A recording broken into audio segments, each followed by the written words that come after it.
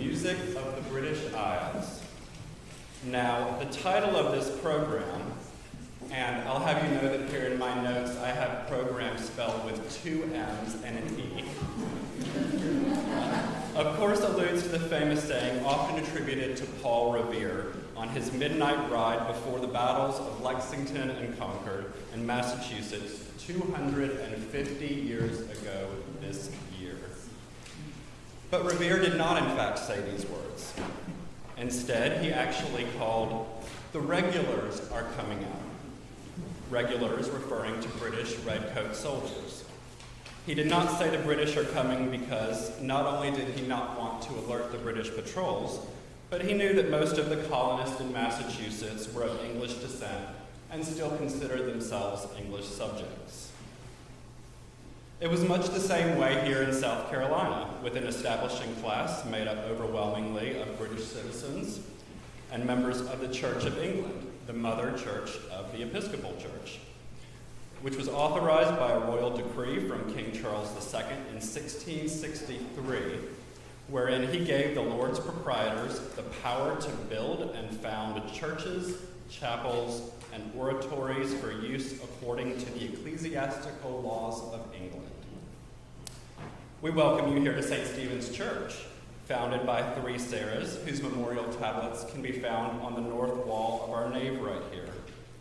2 of these 3 Sarahs were baptized into the Church of England, which was the official and state-supported church, while the 3rd, being the daughter of the 1st, was thus baptized into the descendant Episcopal Church. We are located in the city of Charlestown, named to honor the aforementioned Charles II, in the province of Carolina, taken from the Latin Carolus in honor of his father, King Charles I. We are on Anson Street, named for Admiral of the Fleet George Anson, the 1st Baron Anson, who once owned the 63 acres that mostly comprise this neighborhood of Anson Borough today. We are 2 blocks away from the last college in America to be chartered by a royal petition. We live in a part of the country, and certainly a part of this state, where we are surrounded by streets, cities, counties, bodies of water, landmarks, and family names that stem from individuals of English, Scottish, Welsh, and Irish descent, or which were named to honor some British notable, noble, or royal. And of course, most of us speak, write, and read in English on a daily basis, just, to my personal chagrin, no longer in the King's English. Well, most of us anyways, but I'll get to that in a moment. So you see, not only are the British coming, but they've been here since the beginning, and they really never left us.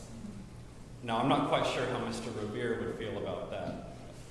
But they've certainly never left our music, both secular and in the church, as you're about to hear this evening.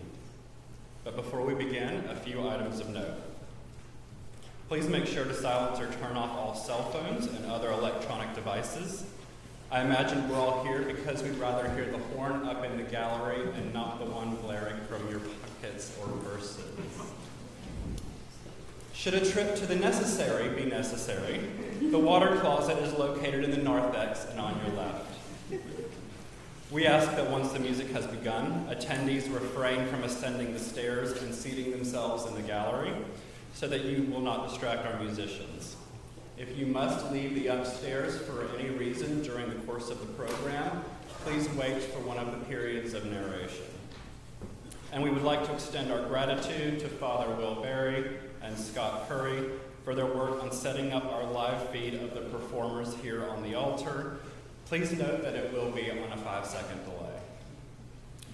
Finally, with a pip pip as I bid you cheerio, please welcome our narrator of the evening, who is going to help transport us to the sceptered aisle, or rather, transport the sceptered aisle to us. She is a long-time, faithful member of the choir of St. Stephen's, our own English Rose, Miss Nicole Watts.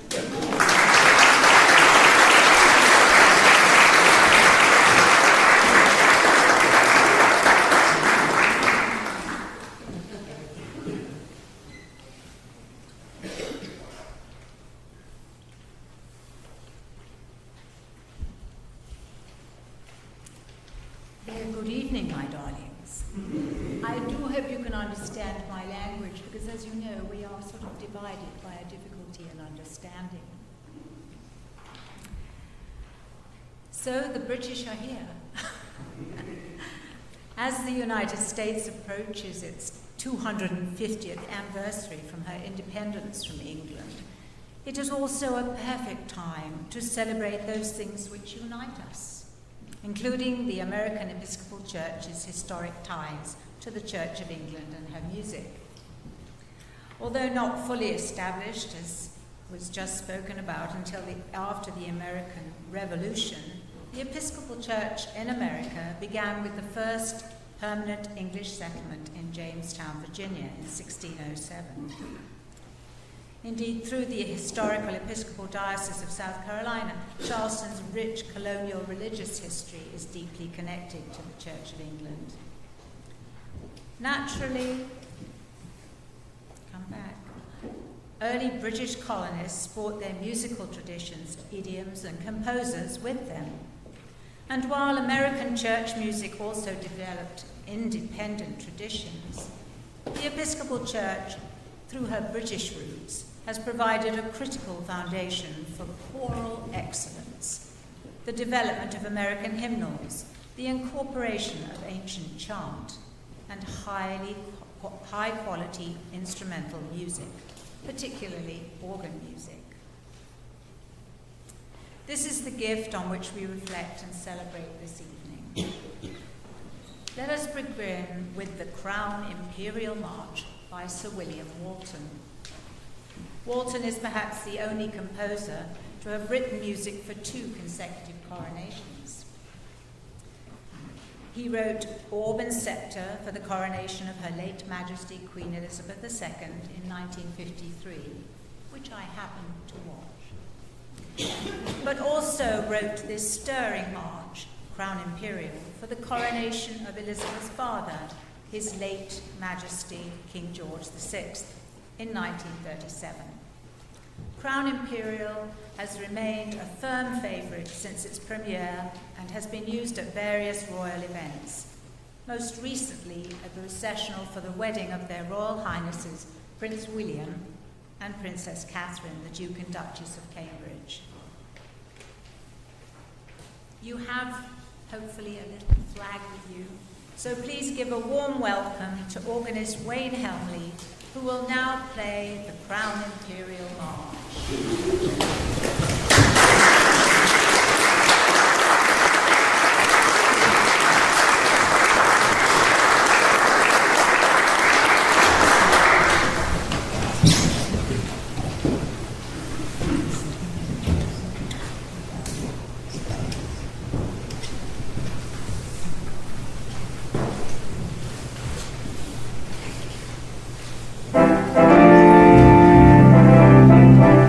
Thank you.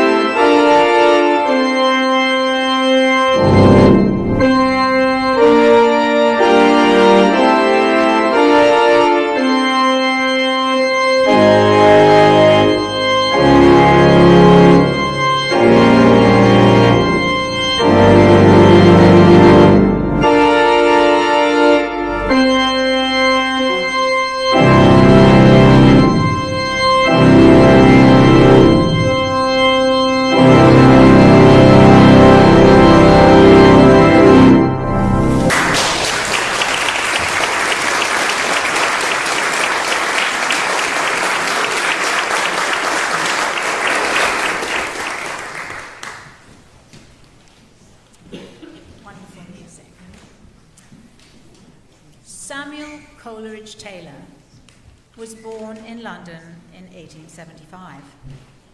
His father was Creole from Sierra Leone, who came to London to study medicine. He subsequently was a physician and an administrator in West Africa. Coleridge Taylor's mother was an Englishwoman who named her son after the poet Samuel Taylor Coleridge. Coleridge Taylor identified as Anglo-African, and he fought against racial prejudice with his incredible compositions. He was later referred to by white New York musicians as Black Marler, owing to his musical success.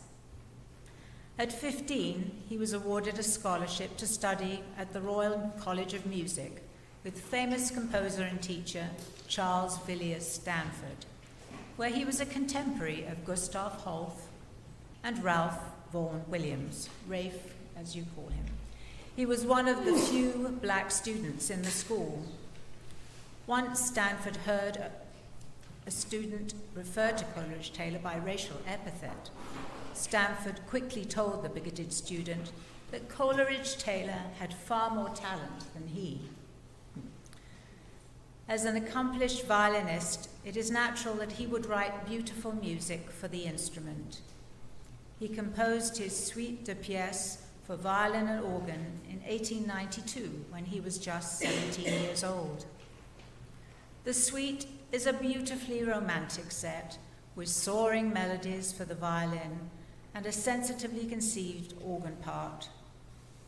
Coleridge Taylor would have had a fondness for the organ as he sang in the choir of St. George's Presbyterian Church in Croydon, where he had studies with the organist and choirmaster.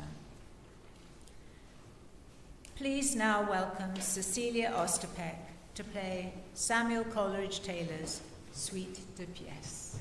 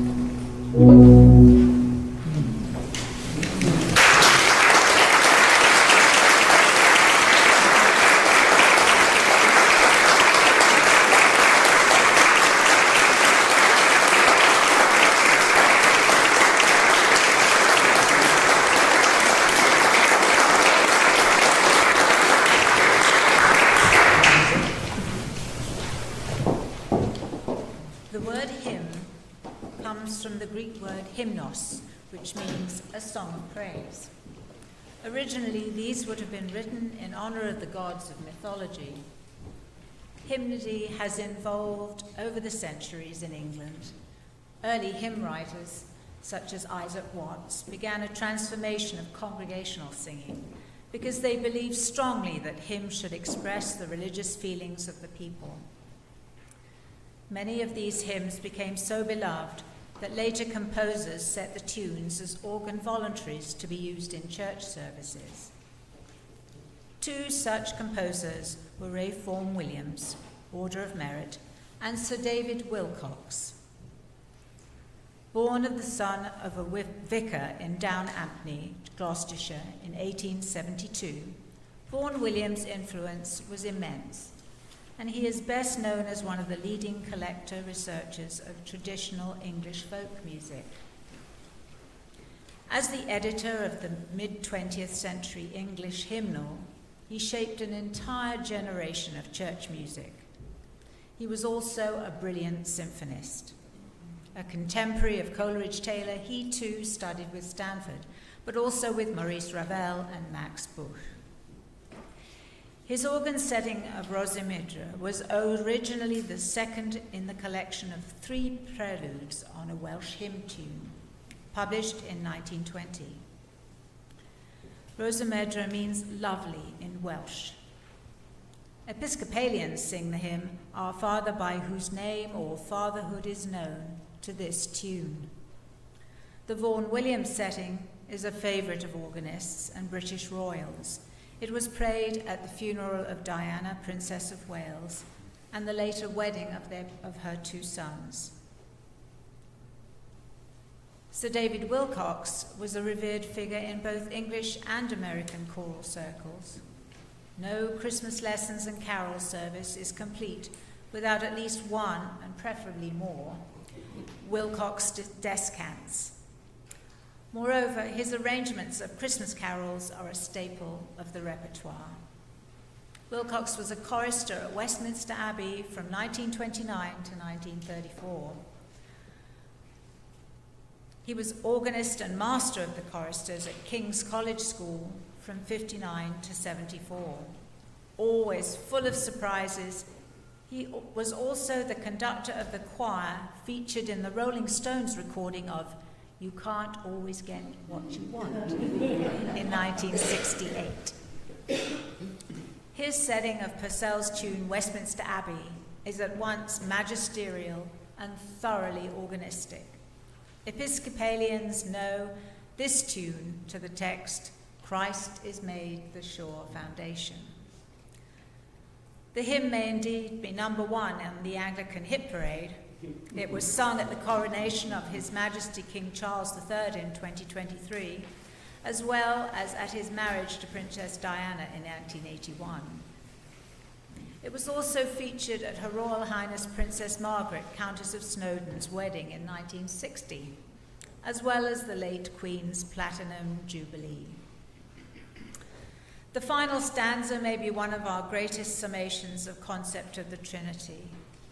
Lord and honour to the Father, Lord and honour to the Son, Lord and honour to the Spirit, ever 3 and ever 1. Consubstantial, co-eternal, while unending ages run. Once again, we will hear from our organist Wayne, who will play both Rosamundra and Westminster Abbey.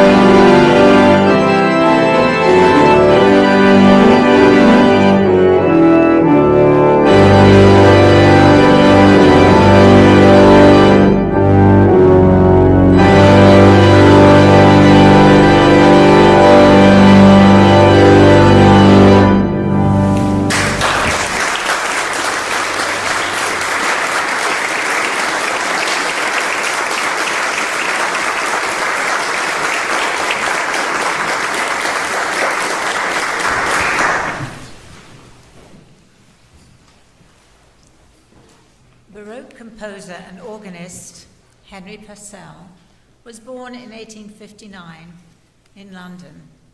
He is buried in Westminster Abbey, where his father served as master of the choristers. He is best known for his 100-plus songs and hymn tunes, operas, and his incidental music that prominently featured the trumpet. He is revered by the British people. Purcell's sonata in D major for trumpet and organ was probably written towards the end of his life and published in 1694. Scholars have named as inspirers of the piece John Shaw or his uncle William Shaw, the most famous trumpeters of England at that time. Purcell's perception of this instrument became outright clear with the graceful and cheerful main theme of the opening movement, and continues through the subsequent two movements, particularly the last, with its lively rhythmic energy that carries a dancing spirit. Please welcome trumpeter Timothy Hudson to play Purcell's sonata in D major.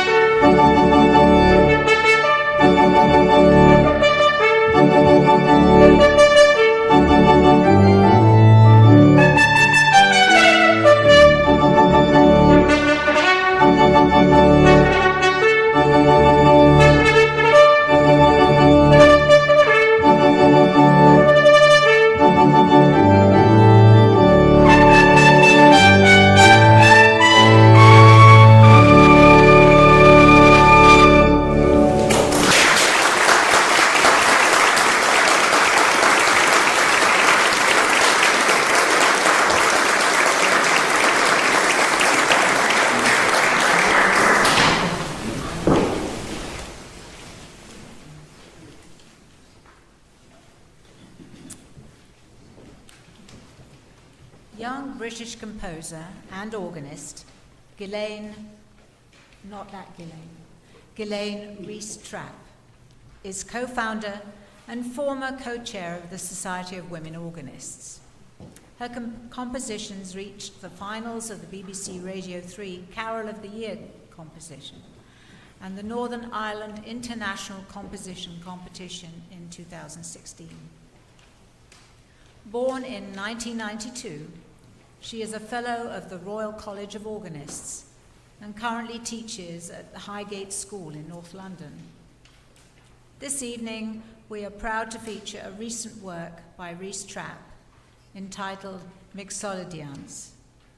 The Mixolydian mode is one of the ancient Greek church modes on which medieval plain chants were based.